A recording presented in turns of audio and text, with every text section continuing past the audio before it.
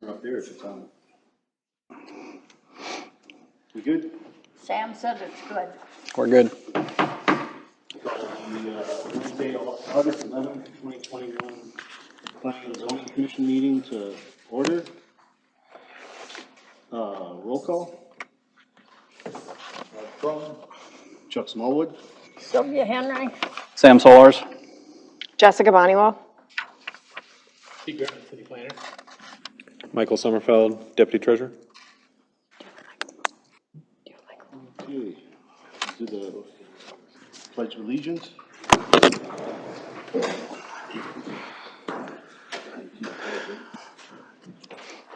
Pledge allegiance to the flag of the United States of America and to the republic for which it stands, one nation, under God, indivisible, with liberty and justice for all.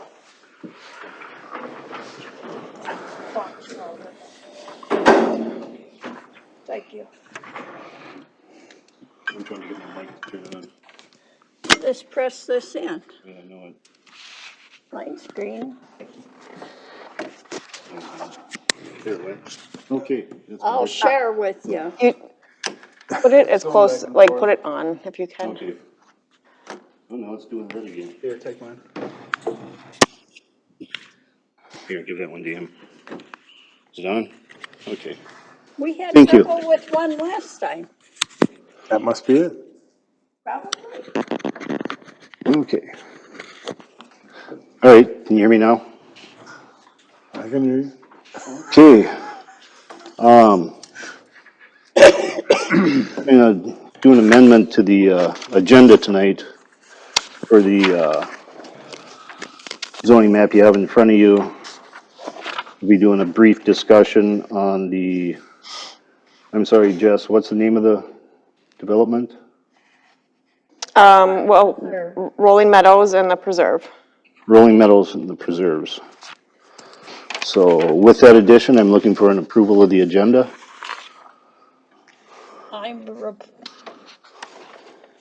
Second it. Yeah, okay. Any further discussion? All in favor? Aye. Opposed?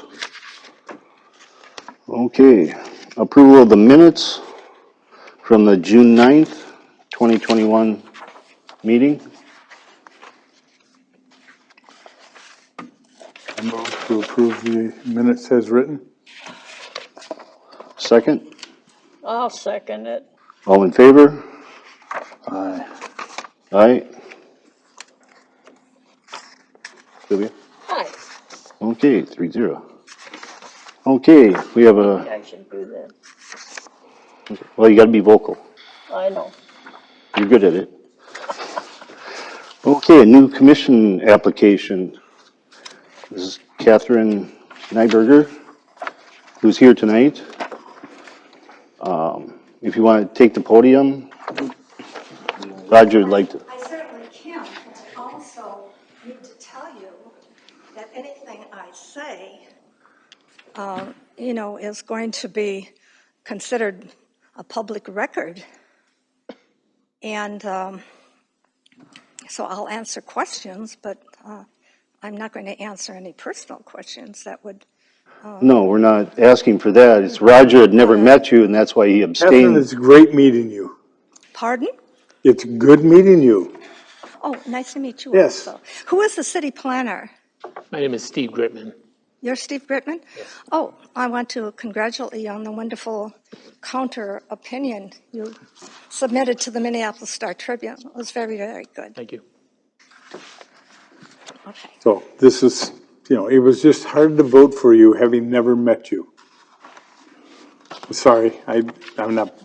It was hard to vote for you having never met you. No, I understand. That's I all. understand completely. Okay. I understand. Your reputation precedes you. It's all positive. Okay. Can I ask a question? Sure. Sure. Why did you deny my application, or what was your reasoning? I recommend Nothing. you were going to recommend to the council that my application be denied. I was just wondering why. I never made a vote on it.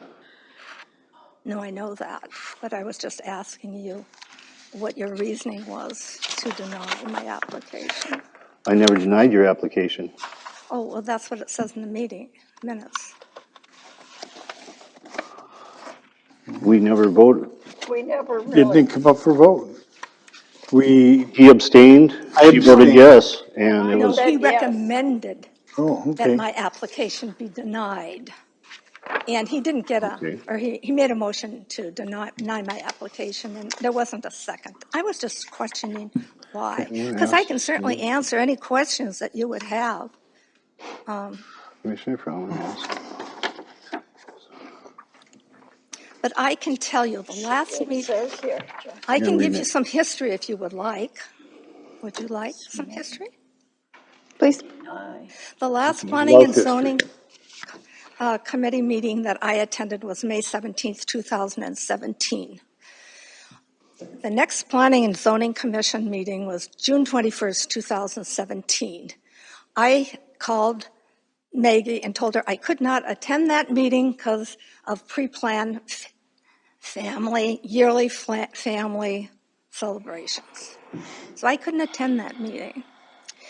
And the next meeting that was planned was August 14th, I believe, or anyway, I resigned. I sent a letter of resignation to Maggie prior to the meeting that was held in conjunction with the city council. You had a joint city council in a joint planning and zoning committee meeting, and it basically was revolving around the recreational vehicle ordinance.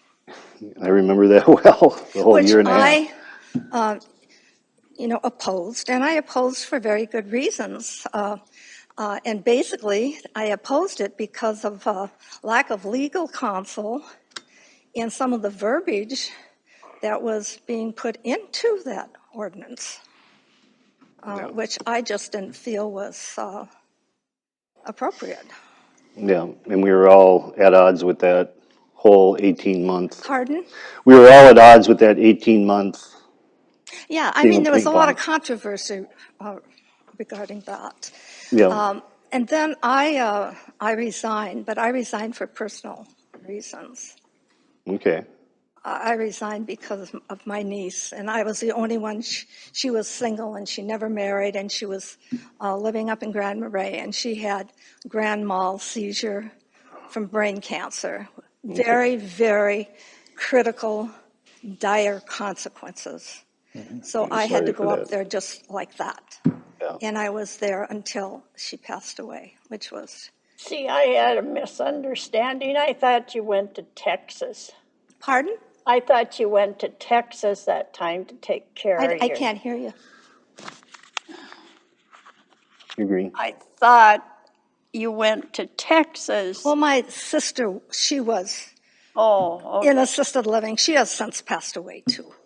But I was down there, too, for several winters. Oh, yeah, taken care of But her. it was family issues. But I just don't want to go into detail about the Right, mental you health don't, issues. shouldn't have to. Right. No. I But just that found out is the about that reason after the I fact. resigned. But I also opposed the recreational vehicle. And it might be some political reasons, but I don't think that's any reason to deny anyone a position. No. Personality conflict No. or opposing diverse No, opinions. and In to fact, make I it, think diversity is a very good thing to have on any commission. oh, yeah, I don't think it should be of like mind. no, and I don't believe it All either. right, And the motion was made so I could send it to the city council to get their reaction on it, on how they wanted to handle it. I still can't hear you. I don't know. I think I have a hearing loss. I can't hear Are these you. things working? Can you hear me? Yeah, I Okay. heard you, but I'm sitting next to you. Yeah. Here, you want to use this one for a bit? No, this one's blinking green.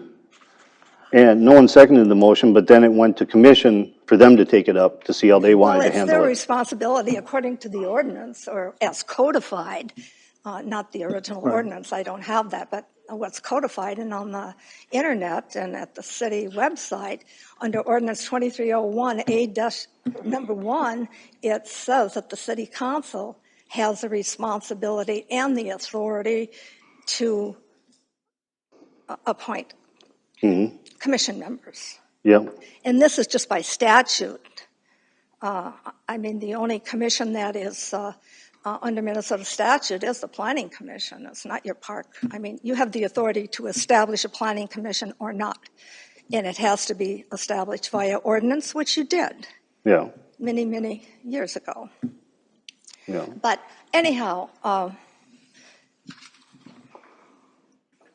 that's my 2 cents worth on the issue. And I know it's up to the council to appoint any commission member, and it's their choice, you know. I'm just giving my input. It's their choice.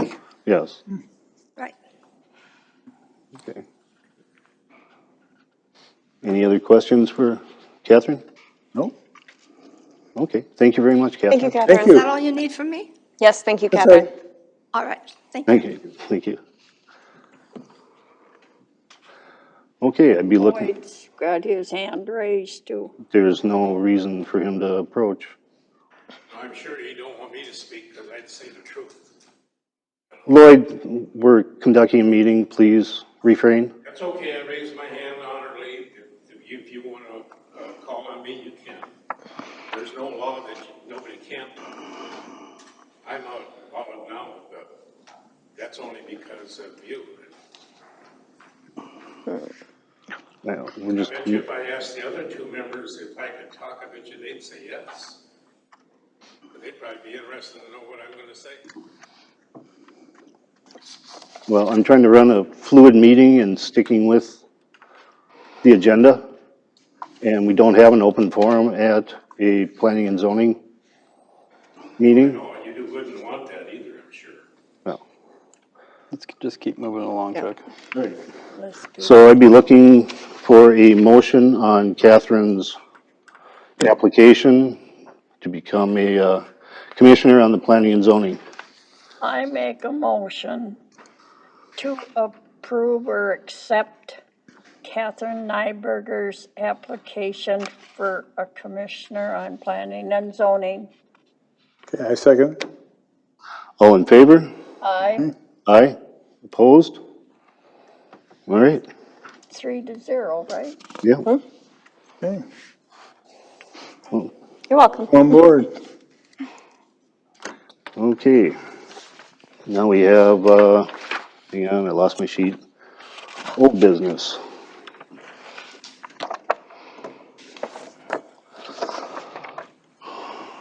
Doesn't look like there is any. All right, Right then. moving along. Backyard chicken discussion. Okay. I'll get on that one. I don't care if people have chickens, but they have to have a lot, almost a whole acre, to have 2 chickens. Is it worth it? They make noise, hens do, whether you want to believe it or not. And they kind of smell. No, they really smell. Well, you got to be cleaning all the time, Yeah, and you got to keep your food containers in a metal or plastic with a lid on it, Yeah. or you got, They're just having an initial discussion, Catherine. It's just an initial discussion to see whether or not we want to have a public hearing about this. It's just an initial discussion to see whether or not we want to have a public hearing and move forward with this, okay? Yep. okay, and that's been the discussion many since I've been years. around, Right. Well, since it early was. 2000s. I know there has been other communities nearby that have made exceptions. I guess your stance is pretty clear on, And you gotta put, and it even says to put metal, dig down so that you can pound metal pieces of siding down along, Yeah, so they can't dig out, so they can't dig out because Or- chickens will dig out. and stuff will dig in. Yeah, Right, both ways. And besides the health and noise issues, there's neighbor issues. well, if you got a big enough lot, I don't think it would bother anybody, but I don't think there's many lots in this town that has a big enough lot to do it. And that's what they're saying, they want them on the regular residential. They don't have a big enough spot. I'll be very honest. Yeah, because on page And I'll 2, be very honest, it was me that had them. And I had them for about 1 year. And I couldn't stand it. But I'll tell you what, you gotta put heat into that building. You can't just let them run, you yeah, know? I'm not afraid to admit, but I did it more for our little granddaughter because she was, and I had to order these chickens, okay? When you order them from the hatchery, there's a dozen you have to take. yeah. Well, I did not have the heart to kill any of them, okay? No, they ended up south of here somewhere. Huh? They ended up south of there somewhere. Yes, they did. I had bought like 40 of them and gave them to my girlfriend that were laying eggs, okay? Yeah, And then our little granddaughter, she wanted chickens, and I says, okay, Grandma will get them, but we gotta get rid of, as soon as they were big enough to go outside, I got rid Yeah. of some of them. I wasn't gonna have, and we lost one. We were sent 14.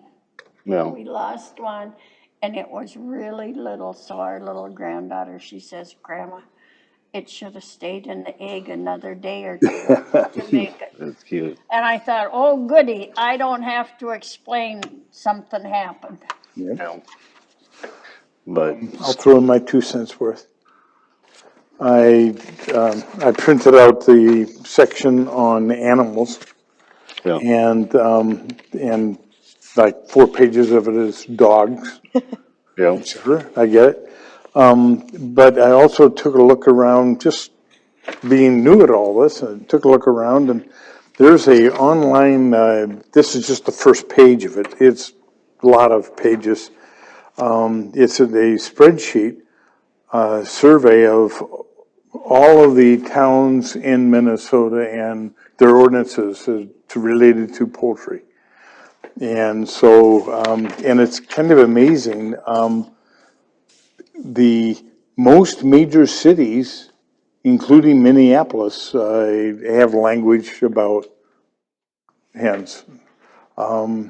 So a common thread keeps coming out, and that is, number one, the concern about abandonment, that people do it for a year, and what do you do with my chicken, right? Well, I would have never killed them. I understand, And I but gave them to that's, somebody that took care of them. but In that's a, fact, we got many eggs from them.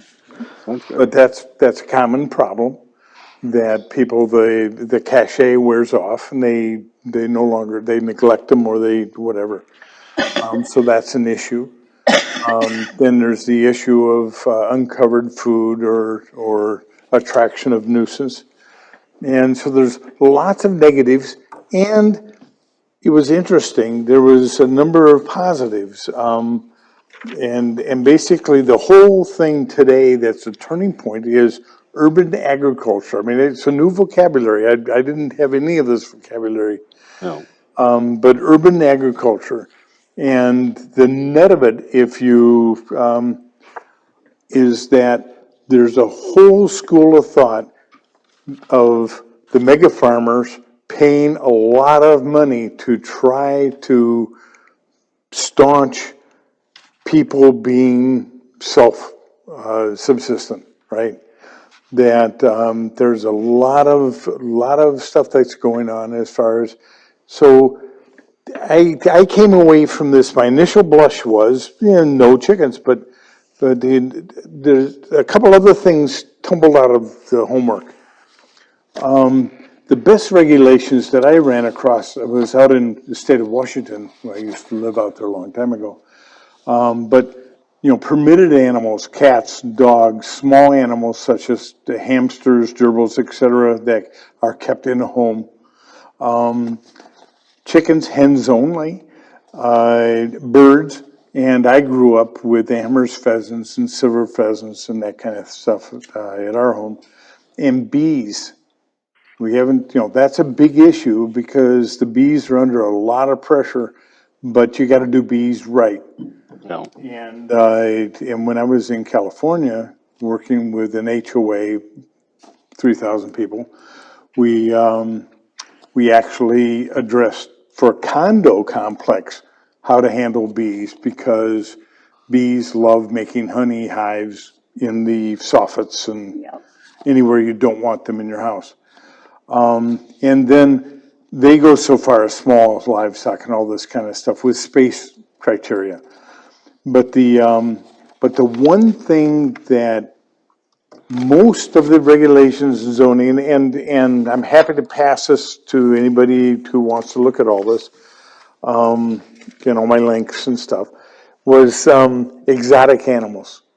That you really, there's particular exotic animals that people, for some reason, like their pet python or something, and so it's, my experience has been past life in other places is that that's discouraged. As far as when it comes down to chickens and bees, the issue is good, conscientious follow through and doing the right thing.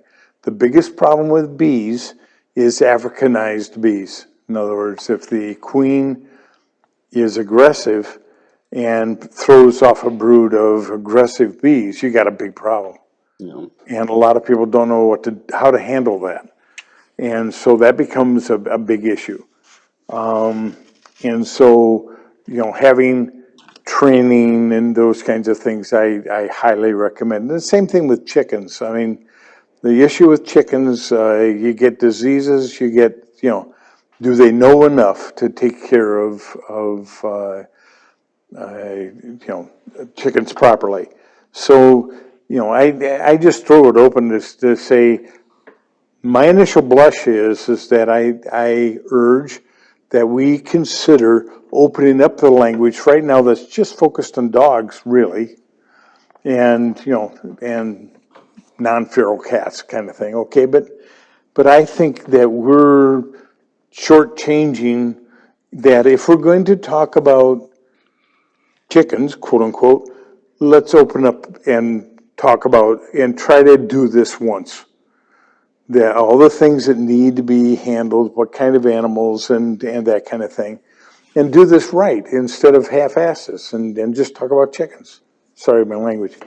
But there's lots of communities have gone through the ringer trying to wrestle with this problem, and the common thread I see coming out of this is zoning regulations on chickens and bees. That those are the two that keep popping up, and we may as well try to figure out how we're going to address. So if we go through and do the homework for the commission, we can come up with something that will have more longer legs. We did that already. Yeah, we've been over this numbers of times. This doesn't show it. I mean, our current is No, not- heavily weighted just dogs. Yes. And we've had prioritized. There's a Okay. lot of other things in the ordinances I and get codes it. I know. This is to the work. council that are a little bit more important than chickens. The resources that it'll take for the city. I mean, we just had to abolish an ordinance assisting renters in the city that are having problems with landlords not fixing things, and they have substandard living. Big stuff. We don't have the resources. We had to abolish that. Yeah.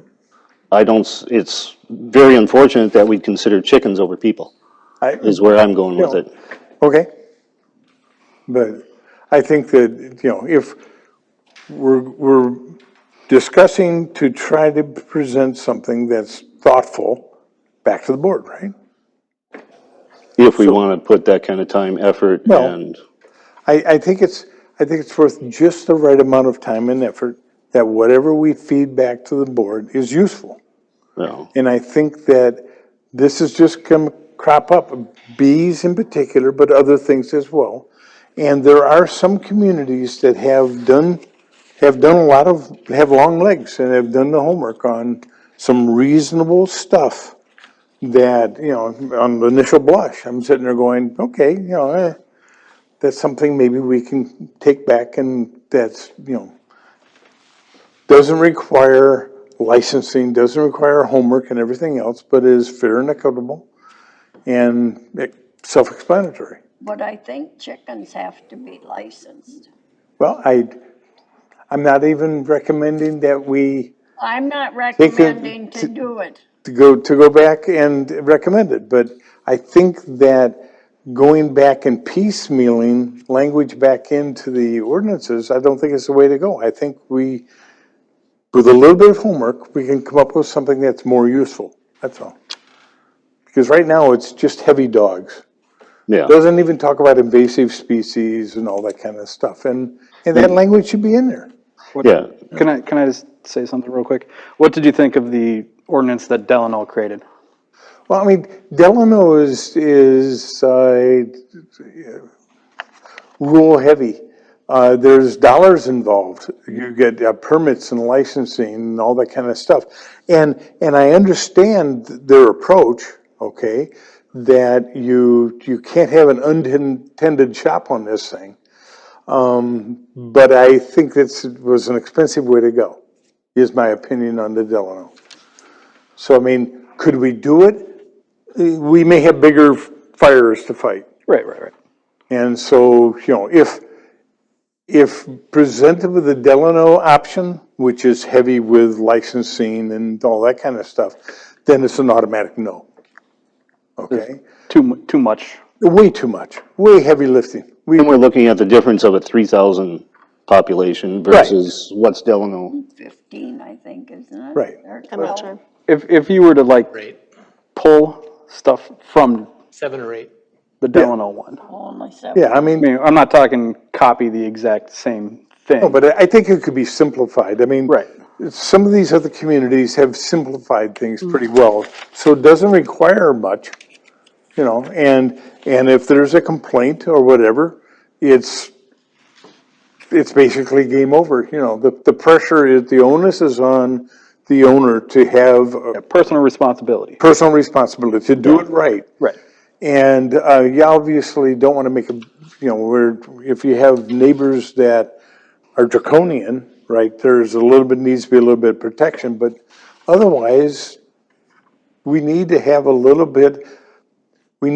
more robustness than what we got now, but not a whole lot more. Right. But that's my recommendation, that whatever we kick back has value. We add value to this.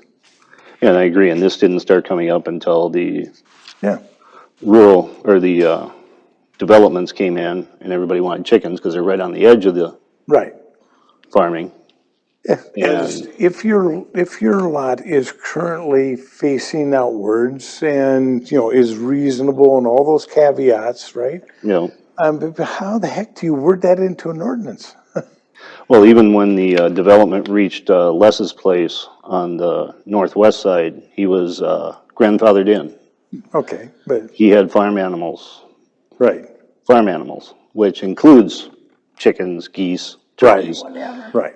And there were so many complaints that rolled into that because these people moved into a city and they didn't want to listen to that. Now it's rolling back to, well, we're in a city, but now we want to listen to it, but it's not unanimous.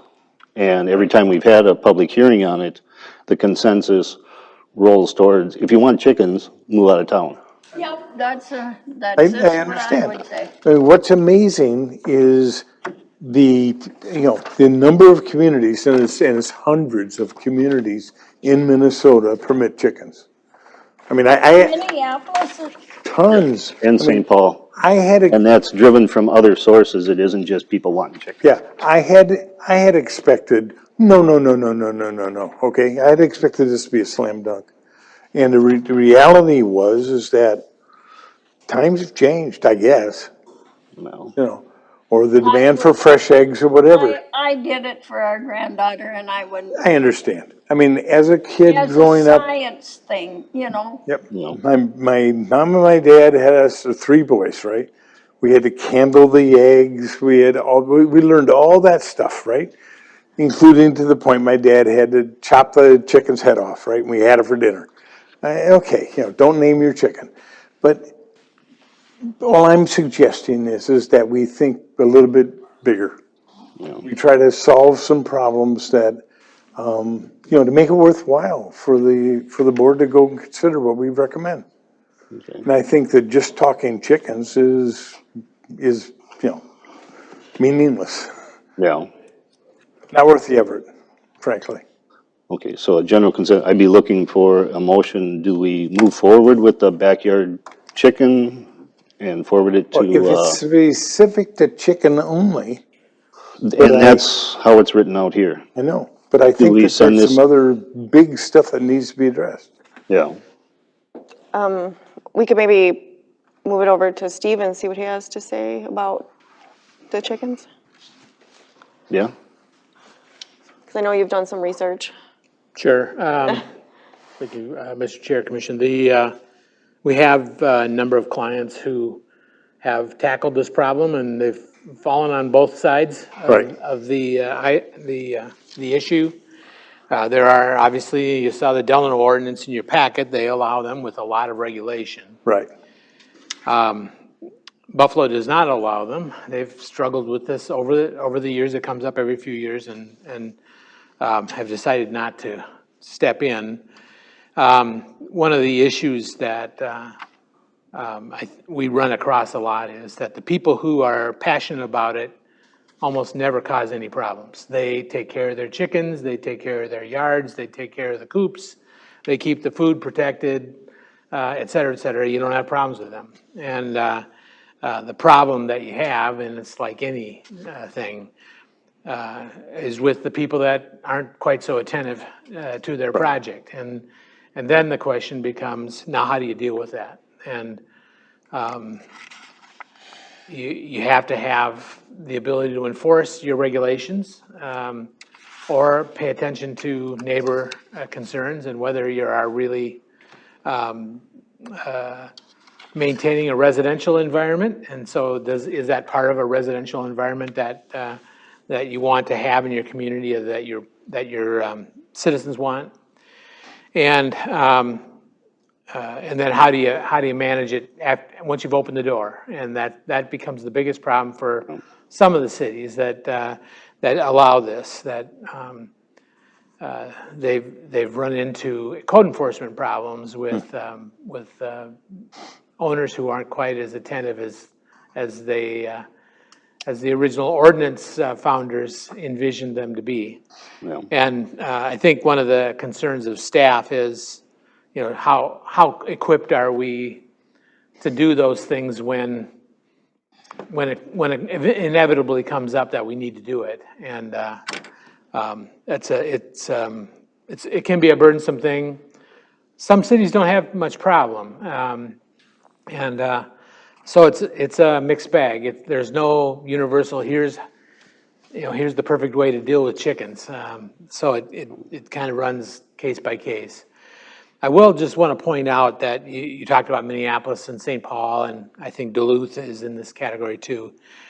In Minnesota, the statute is set up to allow what they call cities of the first class, which are cities of over 100,000 in population, to do kind of neighborhood management of some of these small zoning items. Mm-hmm. And so in Minneapolis and St. Paul both, if you want to get a chicken permit, you also have to get your neighbors to sign off on your permit. And obviously that puts neighbors in a position, but that's the way they do it. The thing is that other than those three communities, The rest of us don't have that authority. We have to deal with it from City Hall. We can't lay it off on the neighbors. So that puts the neighbors, I think the thing that I see is chickens is one thing, and actually bees is another. I'll talk a little bit about that. But that puts neighbors, any kind of code enforcement thing puts neighbors in a tough spot. Because most people don't want to narc on their neighbors. I mean, they're their neighbors. And so it's a hard thing to introduce if you know that you're likely to have problems. And so that's, I think, the reality you have to plan for if you go forward. On the item of bees, that is actually a different little level of issue because bees don't stay in a coop. They go where they want to go. And so we have seen situations where people have kept bees legally in the city, but because of the intensity of the beekeeping, the neighbors with family members who have allergies become very concerned. You can't keep the bees on your own property. They go, and that can raise some issues. So we've had calls from people that have said their houses are full of the neighbors' bees and things like that. Anyway, under your current language, you're right. The animal section of the code talks a lot about dogs because that's what we presume people are going to have. They're going to have dogs, and dogs can get into trouble, and so we have a lot of rules about how to manage dogs. We do have a little bit about farm animals, and then a little bit about non-domestic animals.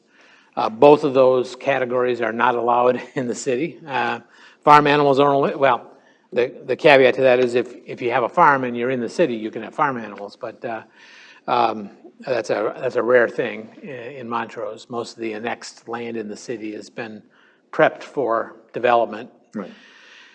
And non-domestic animals is actually a pretty inclusive list. It doesn't list the invasive species ones, but it does have kind of a catch-all that says any other animal not explicitly listed above, but which can be defined and is dangerous or poisonous or et cetera, et cetera.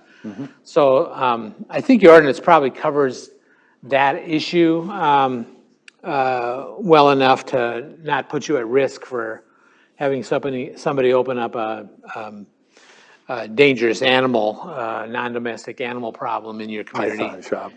You actually, I'll say, you can never stop people from doing things, but you do have some language here to go after that if it happens.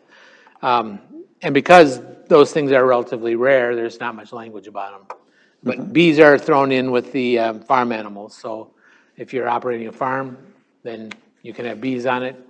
If you're operating a farm, you can have poultry and all the other normal farm animals. But with regard to chickens in the city, that's like I said, it's a mixed bag. It's we've seen enforcement issues with them, and it's kind of the tolerance for the city to put up with that aspect of it because if everything goes well, nobody cares. It's like anything, and but when it breaks down, how are you going to deal with it? And chickens are one of those things that routinely break down just because of you mentioned the abandonment issue and when the Delano ordinance was adopted, my business partner does the work in Delano, so I had the benefit of hearing these stories. When they adopted it, they actually, the reason their ordinance is very explicit is because they decided they did want to allow chickens, but they heard a lot of horror stories. And one of the stories they heard was from young woman who her vocation basically was chicken rescue.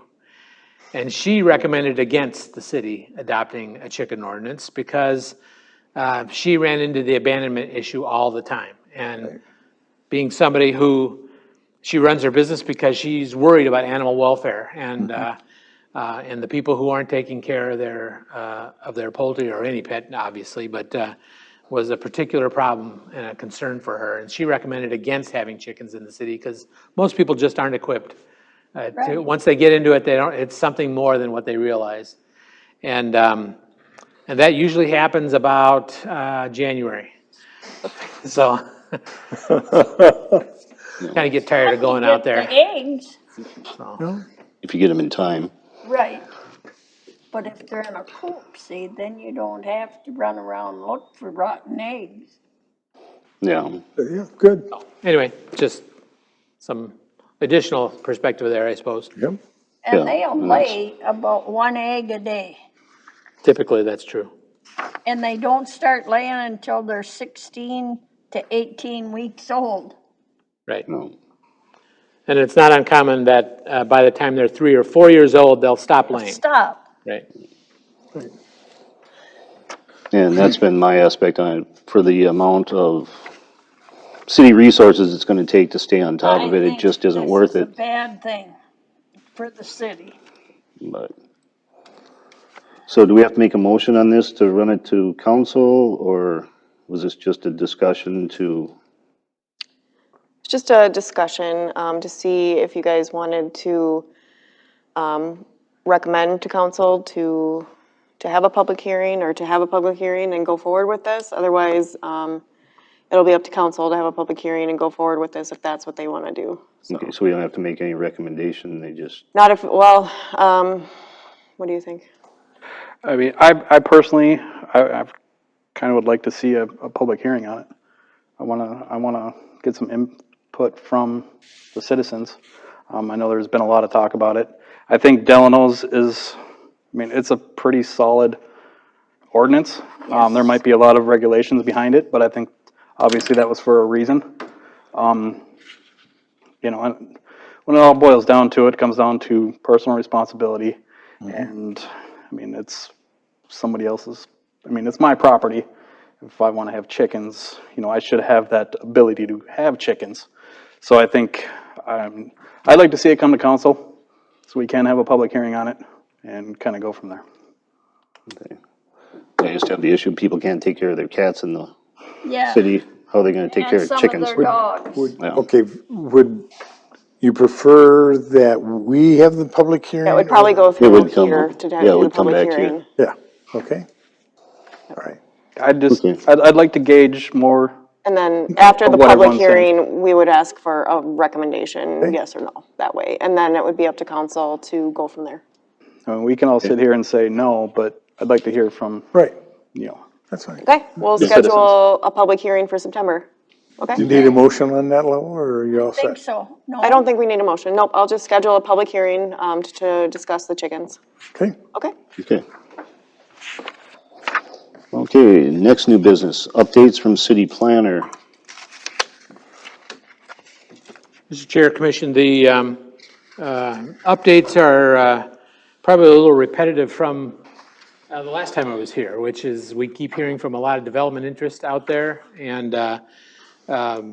but getting people to actually pull the trigger has been a little bit of a challenge, although I think we're getting close on a couple of projects, and one of those, or a couple of those, we'll talk about tonight.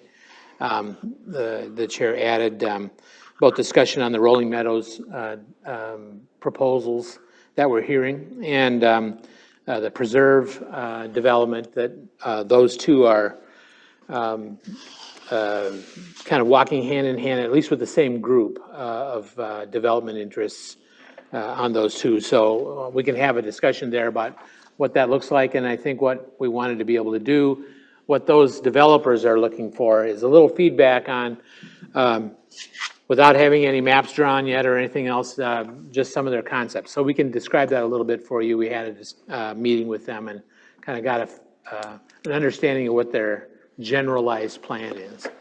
And I'll just mention the Planning Commission dealt with the Overson Edition, that townhouse project a few months ago, and that is kind of pending their decisions or their process to update their plans. They had to make some changes that came out of the Planning Commission's discussion. So we received from them authorization to extend the time to consider their application final. And so we're waiting for that waiting to see that come back in. And we expect that. They seem engaged with kind of cleaning that up, but they just haven't got all their ducks in a row yet. Okay. If you like, Mr. Chair, I guess I don't know if it's a separate agenda item for you or not, but we can certainly talk about the Rolling Woods and Preserve it as part of this, or, Yeah, that was the amendment I made to the agenda at the start, to Okay. have some discussion on the meeting we had yesterday with landowners and developers. Sure. And if it's okay, I'll give you a little overview, and this is a very high-level overview, but particularly related to Rolling Meadows, and that's the area kind of in the north portion of the community. It's the yellow section up on your map here, right next to the red, the regional park. That is an area that received preliminary plat approval many years ago, and obviously, like a lot of projects around the area did, kind of stalled out when the housing crash happened. And the applicants are the owners of the property, and their development representatives are looking to revive that project, but in a way that is different than its original concept. The original plat was typical R1 standard lots that are 80 and 10,000 square feet in area. And what the applicants are requesting, and they're requesting some feedback here before they invest in doing some planning portion, is what the city's temperature would be related to kind of a three-tiered plan layout. They would expect that about a third of the project would be very small lot, kind of patio home style development at 50-foot wide lots. They envision the patio home development area to be managed by a homeowners association. And then about a third of the project to be, I think they called these villa homes, which were kind of 60 to 68 feet, they said, in width. The villa homes would be separate freestanding single-family homes, and they'd be on their own lots and responsible for their own maintenance. They would not be part of the maintenance management portion of the HOA. And then they had a third tier of lots at 70 feet in width. I'm giving you the widths because the total area would vary by the depth. So, but you're usually talking somewhere in the neighborhood of 6,000 on the small end, up to 8,000 or 9,000 on the high end for these lots. So all of which obviously smaller than your code. But 70 feet width is the third tier. Again, that would be kind of standard single-family lots, obviously smaller than your standards in your zoning ordinance. They would have to do this by planned unit development, so they would bring you very extensive sets of plans. Typically under PUD, you would ask, and we would expect them to provide architectural examples of the types of homes that they are proposing in their development, and that would become a palette that they would have to build from. They did indicate a willingness, we don't know what this looks like, but a willingness to allow for some standard R1 lots or larger than their three minimums here adjacent to the existing developed area. So kind of transitioning from those areas with a little bit of a larger lot to the three tiers that they look for. So that's kind of the big picture. I think, like I said, they're looking for some feedback. Is this a non-starter, or are you interested in encouraging them to pursue this with caveats about what they would bring you? Nobody's asking for a final decision here, but I think before they delve in, they're just hoping to see if there's a glimmer of hope for them, I guess is the way to put it. So. And obviously the chair was at the meeting, and I shouldn't say obvious, but the chair was at the meeting, and Jessica was at the meeting, and so we had a full house actually sitting around the table there. So, but with that, I'd be happy to answer any questions if you've got them about how they would proceed or any of the details. Did they have a name for the third size? You have a patio villa, what's the third one? You know, I didn't hear a third. Yeah. It's all conceptual at this point. What was the width of the second one? The middle, the villa, what they call the villa ones were kind of ranged from 60 to 68, he said. Okay. And frankly, I can't tell you what the difference between a 60-something lot would be and a 70-something lot. They didn't obviously have nearly enough information to distinguish that, but that's kind of how they were thinking about it. And that's the way the market's going now. A lot of people don't want the big yards for upkeep and everything. Is there a total number of homes that they're reaching for here? They talked about that in general, but didn't really have a fixed number that they were aiming for. I think what our expectation would be is that they would have to make sure they meet, regardless, the density allowances of your comprehensive plan. So however they mix the unit styles and the lot styles in, they still have to meet comp plan density requirements. So. And they have to go through the land again, because when it was laid out initially, it has changed quite a bit since then. You know, obviously, there's not a lot of wetlands this year that were cattails, 15, 20 years ago. Right, but So they'd have to make sure it's reassess not the FEMA land. floodplain. You know? And frankly, the wetland areas are probably going to still end up being wetlands, even though it's a dry year. Right. The wetland evaluators kind of know Yeah, how to compensate for that. having worked for FEMA, yeah. You know, they have to, But there's shoreline regulations here that impact a certain portion of the area. So there's a lot of things in the mix. right, But it would be, like I said, it would be a plan unit development process. So you would see typically then a concept plan, lays it out with a little bit of detail. I think we would ask them for some, not just the layout plan, but show us a few representative examples of your housing that you would propose, so we have a good, clear understanding of that. And if you encourage them enough from there, they would then go to a preliminary plat and a preliminary PUD approval, and that's where you would see all the civil work and everything as part of that stage of PUD review. So it's a big project, and there'll be a lot of documentation coming forward if they proceed. And I guess that's the question again. They want to know, should they dive in? I think after the whole steamboat thing, I think they're being a little bit leery right. Right? Yeah. opening this discussion, which I So they thank them should be, for. frankly. Yeah. I mean, that was a stinker Yeah, proposal. How many of these homes will be slab versus no basement, with the basement or whatever? Yeah, I don't think we know that. didn't specify, yeah. We would have to take a look at, Okay, they probably have an idea of Right. what each individual model looks like. I wouldn't be surprised to hear that those villa, or patio and villa are probably slab and. yeah, the smaller ones Yeah. are likely to be. But it ends up depending on the grading too, so there's probably a mix of things. We just have to kind of But manage that. the realtor folks that are involved with this are still the Peterson?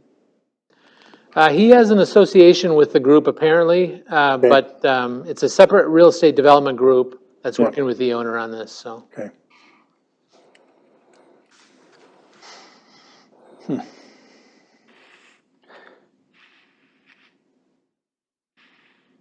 and I do like the way they're just mixing it up, making it more cohesive, because there is a demand for different products. Yep.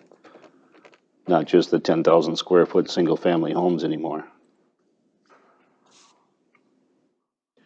Probably the thing that you talked about, the steamboat idea, and they were certainly aware of that.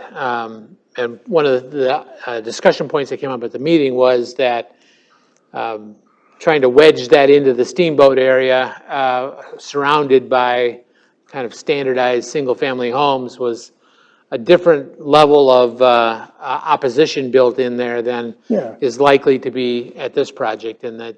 Yeah, putting 14 homes some of the transitions. on the end of a cul-de-sac with no intention of additional routes in and out. To me, I mean, it just astounded me that the human mind would think that that was a valid proposal. I mean, I was flabbergasted. Yeah, Well, it was just a developers numbers think of thing. the world pretty rosy when they. Yeah, but, No, that was a non-starter. You know, Because it certainly would not do anything long-term for Montrose. Yeah, and they mentioned this as sort of a move-up development, so that it could be like starter homes, a secondary Right, home, and, right. for different income brackets and different things. So, Yep. I mean, I think that Montrose would, it would be great to have that variety, since we don't have a whole lot of Not knocking that. the variety, the one thing that I, really wish to see would be a counterbalance, obviously different, but the business side, getting, our four corners fixed. That's a real issue for us. We have one stoplight in town and all four corners, frankly. We need rooftops. no. Yeah. So, so it becomes more imperative that we try to help Montrose be something that, 10 years from now, 20 years from now, will be more than just a whistle stop. No. Frankly, I think that long-term, that's inevitable here. That Delano's kind of standing in the way of that commercial development right now. But Delano's pretty much running out of developable commercial land through their Highway 12 corridor. Well, Waverly's eating their lunch right now. Okay, I mean, Casey doesn't do a pizza right, and every night all I see is Domino's going by. pizzas. Right. I mean, Domino's could have been here, except Waverly has a lake. I understand. We could discuss it till the cows come home, but I'm looking at a mindset that takes us and moves it forward. So I think it's great as far as attracting interest for development. Don't get me wrong, right? And the same kind of thing. I think that having the townhome development, I don't think it's a negative for the town. I think it's a positive. But getting real estate development for residences in Montrose is great. I would love to see how we can attract business development as well. And that's what he's saying, the more rooftops we get, the better we'll have. Gotta have the That's why we rough can't get Aldi That's right your now. baseline, that's your customer base, right? Yeah. If we feel the dreams approach, I understand. So, But yeah, I like their concept. Yeah. They were very open and open to comments and, And it sounded like they would be focused on building a very quality product. yeah. okay, my biggest concern would be how many and what kind of investment are they willing to make as far as basements? If it's all slab, yeah, Well, and they said it's gonna be a mix, Right. relatively 30-30-30. but, But again, they gotta look at the land, they gotta look at what right. the market yields. Yep. In my experience, if they can grade the land to get basements, especially walkout or lookout Right. style, they will try that because it's a very efficient way for them to add space to their housing Sure it is, stock. yeah. So And more square footage, more dollars. Yep, no there problem. are some products though that don't really lend themselves that way. They don't want to take up floor space for a stairwell and that kind of thing. That's why I'm guessing that the smaller end lots on size-wise are more likely to be slab on grade, just because that's who their market isn't for those. Old people with bad knees and hips. Well, it's also, tornado rods. Yeah. I mean, euphemistically, So what do you need from us? I think just, Openness we're to, gonna carry the comments back to the applicants and What do you think, Sam? so. I mean, yeah, we're getting to that point where, some of these other areas need to start being developed. What was the discussion on the preserve? The preserve, the owner there was originally looking at, well, that's been all over the board, I suppose. Yeah, it has. But most recently was looking at trying to develop it as a rental project. but he decided he couldn't cash flow rental and actually would do better with a ownership, a sales product. 8-unit back-to-back townhouses. I don't know if you know what I'm referring to when I say that, but typically 4 facing one way, backed up to 4 facing the other. And more or less following the existing or Original. old plat, reusing the utilities that are there to make that project work, and that sounded like the way he was going to go. So,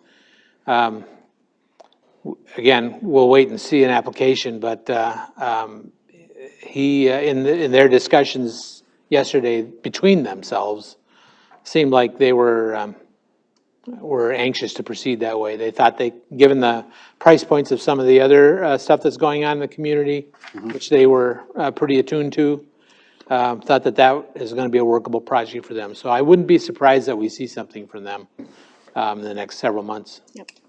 Okay, and that's the property right off Clementa there?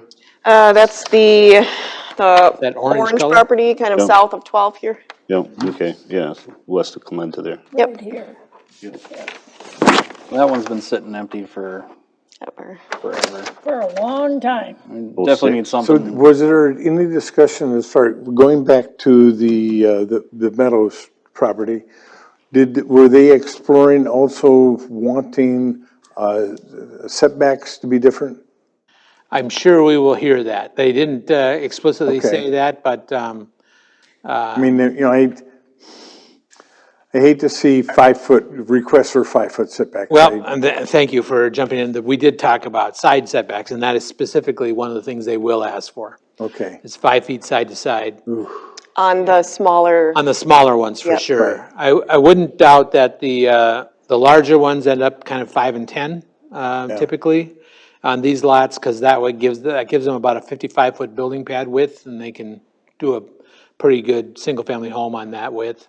But the other ones will be down, when you're at 50 feet, you're down to a 40-foot wide pad, and that's the, if you do a 50-foot lot, you allow that kind of development, that 40-foot building pad actually helps you architecturally, because you'll see more of the front of the house by expanding that building pad rather than imposing larger setbacks. Now, they're closer together, so there's the trade-off there, but architecturally, it's actually a benefit to the project. So, but yeah, they do expect that, and they were cautioned that there will be some questioning about that aspect of the project. So, Right. That would be the sensitivity. yeah. And there are building ways to accept for that. There's a number of developments in the area that have already done that. Yep, And there's precedent the for it. quality. Dan? It's a common building style, and there's fire code that manages how those walls get built and Right. the soffits under the eaves and everything else. So it's one of the things they have to face. Yeah, and these, from the sounds of it, they bought out Hans Hagen's. I don't know if you know who Hans Hagen's is, but they were above Lundgren or Lunar. Okay. They were really nice homes. I worked on quite a few of them, and their quality is very good. I wouldn't be surprised that we see a little bit of request for pushing the front setback up to 25 also. They didn't say that, but I wouldn't be surprised if that's what we hear. So You know. I see it a lot in these kinds of projects.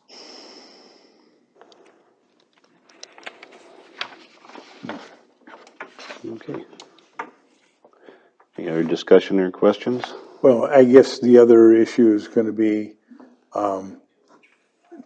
the roads and sidewalks, and that's going to dramatically affect the setbacks and all that kind of thing. So, are they, with this kind of density, including sidewalks, they're going to need to have sharpened pencil. Yeah.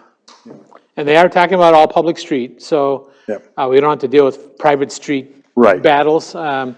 So, yeah, standard of having sidewalks and reasonable width public streets, so you get some additional Right. spaciousness just out of that design. Right, right.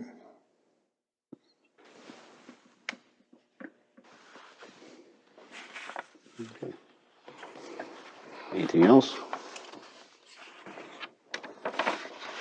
Do chickens come with it? There may be a bag It's limit. for home. Only on the grill. Okay, all right. All right, thank you for that. Yeah, we'll reflect that to the developer, and I'm us taking posted. it as being a relatively positive response, and Yeah, love to see what they come we're up not with. guaranteeing anything, but Right. yeah, Yeah, okay. I mean, maybe I just- think just a general discussion to start things would be just fine. Yeah. You know, obviously, we need more information Yep, for sure. what we have now, so. Yep. Thank you. I mean, you know, are they looking at 5-foot sidewalks? Are they trying to limit it to 4-foot sidewalks? You know what I mean? Well, and I think we would set that standard. If our understand. sidewalk standard is 5 feet, which Yep, I think and it those is, those will that's what stay. they would be required to do. I don't think they didn't talk at all about lessening our infrastructure standards, so, and I Great. think That's that would be what a I'm baseline. most concerned Yep, about. nope, Yeah. none of And that. they were just opening up a dialogue to say, hey, this is what Okay. we'd like to do. Do you have wiggle room? Yeah. And I'd like to Sounds see it good. go. Okay, Thank all you. right. Anything else? All right, next meeting will be Wednesday, September 8th, 2021, here at the Community Center at 7 PM with public hearing. Okay.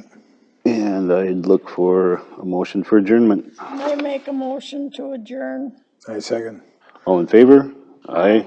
Opposed? See you on Wednesday, September 8th. Okay. I won't see you for That's September the 21st, right? Says here the 8th. Oops, I'm sorry.